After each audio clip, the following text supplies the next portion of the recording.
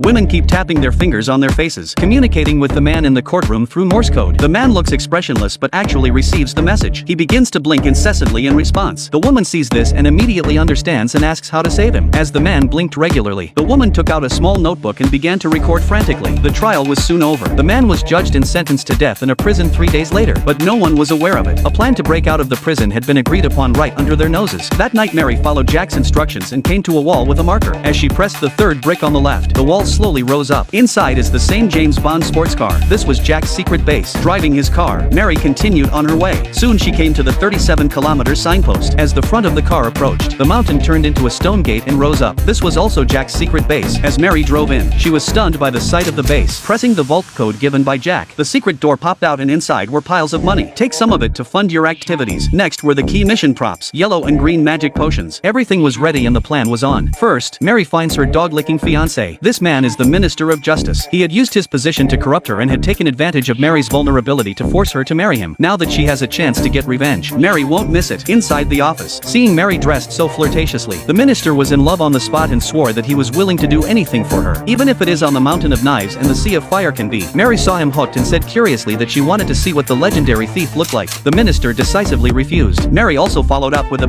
big move. She said, "You don't love me anymore. None of you men are fucking good." Upon hearing this, the minister got horny again and agreed to accompany her. That night the minister used state secrets as a reason to temporarily arraign Jack, successfully obtained the consent of the warden. Soon 30 minutes had passed. The minister came out with a disappointed face. He said while walking also said, "This kid really hard mouth." The warden did not suspect him after hearing that, because since Jack entered the prison, he had a face like a paralyzed face, not saying a word. The next day soon arrived. Jack, still aloof and indifferent face on the guillotine, next to the warden, saw such a scene. Not only can not help but spit. He said, "This kid is pretty fucking awesome."